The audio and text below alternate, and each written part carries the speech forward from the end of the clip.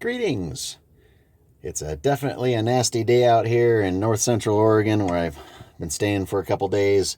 The weather got worse than I expected. It is, we'll just take a look outside. It's a little better than it was before, but I don't know if you can see the flakes that are just blowing around sideways. It's pretty ugly out there. It's barely above freezing, and there's probably a good half a foot to a foot of snow piled up, and there's drifts that are, knee deep. Not a good day to be outside. However, it is a good day to be inside, and it's a good day for comfort food. So why don't I show you one of my go-to recipes here. Let me get the door closed again, get that snowy weather out. I call this recipe my magic oat bites. I don't know if you are aware, but I don't eat gluten. It does not agree with me. And so I've tried to learn how to replace the gluten texture in various foods. And this sugar-free, gluten-free, soy-free, but perfectly healthy recipe is sort of a play on an oat cake. But what I do to make it into bites is cut it up into little bite-sized squares. And those are the little oat bites. And they're magic because it seems to still have a pretty decent gluten-y texture without actually needing gluten. So we're going to need to start with oat flour. How do we get oat flour? Well, you can buy it at the store, or you can make it. And I make it. So let me show you that real quick. Magic bullet time. So I got about a 1 cup measure of oats. I find that the magic bullet doesn't really like more than about this much. So let's get that, whoops, spilling it into our shaker cup, or our little mixer cup here. Get her sealed up. Got my batteries charged up, ready to roll. Got a brand new shaker cup even. Still has a sticker on it. And my same old magic bullet base. And this is going to use up some power, so it's a good thing that I'm fully charged, because here we go. Ready, grind.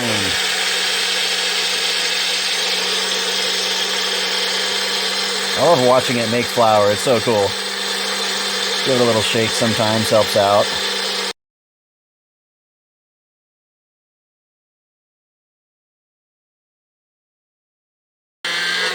They're not meant for this. Ooh, it's getting hot in there. The cup I can feel getting hot. There's friction happening in here, and that's not making it happy. So let's call it good. And there we go. So now we have an unhappy battery. That took it down a bit. I'm kind of spying over here at the inverters. Yeah, that took it down an entire 2 volts from floating to 12.764, even 12.4. So now we got our flour, and it's ready for the mixing bowl. Or if you're just going to go ahead and store it, you can put it in a little plastic bag or a container and keep it on hand for the next time you're ready to use it. I have it set aside here in a multi-time reused plastic bag. There's about a cup of it here. And I don't have any on reserve, so I've got to get this exactly right. And it's been quite some time since I made this, actually. I just kind of haven't really felt like it. But we're going to start with a cup of oat flour, and then we're going to need about a 1/4 cup of instant potatoes. So there's some potato starch in there, and you could use instant potatoes, just plain instant potato starch if you want to. And we're going to need something about, whatever you like for salt. I like about that much salt. I cook from scratch. I don't always measure. This requires a little bit of measuring, so it is important to make sure you get it somewhat right. We're obviously going to want this to be a sweet snack, so we're going to add some sweetener. And what am I going to use? I'm going to use the good old Stevia. And for this recipe, for this time, I'm going to make it extra sweet. You can make it as sweet as you want without hurting yourself, because Stevia has no glycemic reaction and no calories, so there's a ton of it in there. And I find the stuff that has like the dextrose mixed in, actually, this is the Stevia in the raw, in the completely wrong. This is not New Naturals. This is Stevia in the raw. And it's not that sweet to me. And so I find I have to add a little something to get it a little sweeter. And that something is a lot of extra of that ingredient. And now here's the secret ingredient. Oh, this container's just smashed. It's very, very difficult to work with. It's like working with water. This is arrowroot starch, and this container blew up inside the bag, and it's spilling all over me. This stuff is really difficult to work with, so be super, super careful. It's going to go everywhere. Oh, man, it's careful. You got to be careful. You're going to want, about a tablespoon of the arrowroot. And a little bit goes a long way, so, you know, be gentle with that. And this container, it just has seen its last days. It's a mess. It's just, and it gets just it's super, super fine. It is the absolute finest starch or flour I've ever encountered. And, oh, it just is, oh my goodness. My black sweatpants are no longer black, let me tell you. So that's the basic recipe other than liquid. And so those are your dry ingredients. Man, I spilled it everywhere here. I'm a messy cook. Now here you can you could add any flavoring you wanted. If you wanted to put, you know, some kind of spice in there, you could put ginger in there or something like that, or just about anything. You could put chocolate in there. I've done that. What I'm going to do this time, in honor of springtime and the pollen season, last year at Silver Lake Marsh, I harvested this pine pollen. And it's a hard thing to harvest with just one hand, so I couldn't really show you the video. I don't have anything like a GoPro, but this beautiful, beautiful golden powder is about as fine as the arrowroot. It acts like it. It's almost like water. But this is loaded with really good stuff. There's all sorts of micronutrients in it. And I'm going to put the whole thing in here because I want a big hit of extra healthy stuff. Look up pine pollen. It's really fabulous stuff.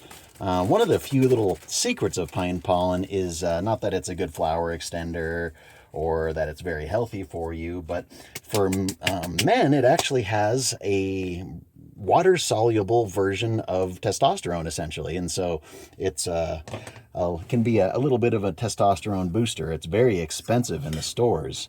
So harvesting it yourself is free and way, way cheaper than trying to get it through companies. I know there is an Oregon company that does it, but I'm going to give myself a boost here. And so now we're just going to, you know, I don't have a real good mixer of any kind, so I'm just going to use a fork to gently stir it all together here.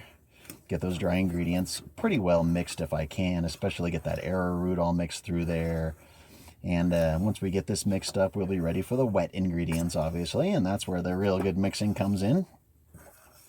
So we'll get this stirred up here, see if we can, you know, kind of get down in the bottom, turn it over, until it kind of has that homogenized look, you know.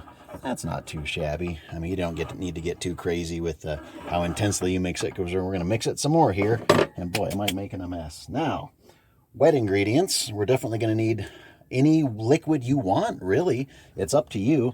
I'm kind of boring, you know, when it comes to protein shakes or anything like that. I just add water. And so I'm going to put about a cup of water in. And that's about a cup. That should be enough, and we can always add more. So we want to keep that on hand. And now I have the fat that I'm going to add. Obviously, it's vegan, so there's no butter. But what we do have is some pre-melted coconut oil. Oh, and this stuff is beautiful, beautiful stuff. We'll get you in there. You can wipe out the measuring cup and get those last beautiful little, oh, this stuff is worth scraping out. It's worth it. It's, that tastes so good. That is just some of the best coconut oil. Now, we'll stir it up, and obviously you want to kind of start a little gently here. That's thickening up really nicely now. And that's kind of the magic of arrowroot is, there we go. It actually thickens as you wait, so I might have just jumped the gun there, but that's okay. This can be as dense as you want. This is oh, it smells delicious. It has a nutty, sweet flavor to it. That's really nice. And you might think it looks like clay from, you know, from grade school, and it essentially kind of is. That's what it used to be, you know, that sort of flour clay that we all used to play with, you know. Only it's got, you know, some additions to make it taste really nice. And that is a nice, thick, heavy, I can almost not get the fork through it. That's beautiful. Now, most important step is cooking it. So we're going to get this fired up and get our cast iron pan. And this is one of my long time. I've had this for about 10 years. And never, ever, ever has this had any soap on it. Not even from the day I bought it. Never saw soap. Not even once. And that's the way you should do it. Get it nice and seasoned. Cook fatty things in it and just wipe it out. And so now we're going to need a really hot pan. This is one of the little tricks, is that we want a hot, hot pan. So let me get some of this stuff put away while we're working on this here. Getting there heated up. Always like to clean up as I go if I can. Should be good. You know, I usually just check the heat with my hand because it'll start sizzling with the water pretty quickly. Yeah, it's pretty darn hot. All right, I think it's time to throw her in the pan. This is the first time I've actually made this year in 2022, so I guess here goes nothing. And we'll just, come on, come out of there. Ooh, it doesn't want to come out. There we go. And then we're just gonna squish it down really rapidly to basically, oh no, it's breaking up, it's breaking up. That's kind of the trick, is to not let it break up. Because it might try to, the clumpier you get it. But you want to get it no more than about an inch thick in the pan. And if you have a thinner recipe, it's a little easier to do this, but it might fall apart. If you have a too thick of a recipe like I've got here, it might fall apart, but I think it's going to be just fine. All right, and we're ready to rock and roll. And of course, I get to lick the spatula. And that's the cool thing about vegan cooking, is there's no raw egg in here, so you don't have to worry at all about cookie dough making you sick. Not that you would normally have to anyway. I've eaten so much cookie dough, and you probably have too, and none of us got sick. That tastes just right.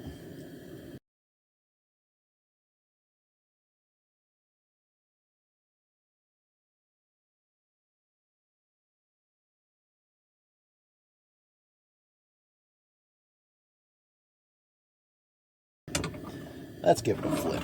Let's give it a flip. Here we go. It should not fall onto itself. It should be a good stiff crust that you can just about flip in one go. I don't know if it's quite there, actually, now that I'm kind of trying to get underneath it. But let's give it a shot. This might end in disaster. Yeah, it's looking kind of soft, actually. It's looking kind of soft. Let's give it a little more time. Let's give it a little more time. Get impatient, get excited. Next thing you know, it falls in half. What I am seeing, though, is a little bit of crust came off the bottom here. See how that actually looks. Yeah, it's getting golden brown, you can kind of see. Oh. This is the first time I've done it with a pine pollen, but that is really, there's a floral element to it that's just fabulous. Oh, I'm so glad I did it this way. Here we go. I think it's about time to turn it. It's starting to smoke. Gotta try and, oh, it's trying to rip right there. Oh, man. The challenge of the flip. Woo! Got her. Oh, and just in time, too. Look at that. That was almost too long. And so I'll obviously want to make sure it's nice and flat on the bottom here. Woo! Wow. That was a close one. You can see that's just about a little overdone. Almost overdone. Cool.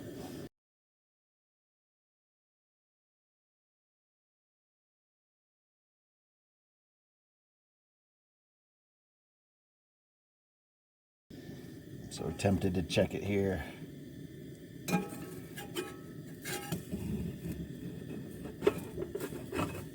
Yeah, that's the way it should be, just like that. The way you can pick it all up in one go. Oh yeah, look at that. That's it. That's it. She's done. And so is my poor little spatula. Oh no, the duct tape is failing. Darn it. I try and make things last, you know. Take care of them as long as I can, and if they're going to break, try and fix them until they can't be fixed anymore. But, ooh, that is smoking hot. And it's going to continue to cook a little bit here in that hot pan. But you are going to need a place to put the pan afterwards, so think about that, especially like right now. There's nowhere to set it other than basically at my feet on top of the mixing bowl, because it's just so hot. So I'm going to have to set the oat cake right back on the burner once I get it off of here. If it'll let me. It's almost like a big giant heavy flatbread, so I'm gonna do that. And then I'm gonna get rid of that and hopefully not burn myself setting it down. Woo, that is a hot potato. That's perfectly fine right there. We're just gonna let her cool off. But at this point, if it's cool enough to eat, go ahead and help yourself. What I sometimes like to do is cut it up, like I say, into little squares and little bites, individual bites, but because it's kind of perfect for little bite-sized things. But there we go. There's our magic oat bites, and you can see we got a nice crust on it, and you see it's like pulling apart, and like, And the flavor is indescribable. The pine pollen has a kind of an earthy, almost green, but floral taste to it. It's the sweetener in here, the stevia, really actually complements it. The two were interacting quite nicely. Oh, that's good stuff. But there you go. My patented, homemade, from scratch, personally invented recipe, Magic Oat Bites. And I want to thank you very, very much for joining me for this long period of cookery here in the Tiny Trailer's kitchen on a horribly snowy spring day.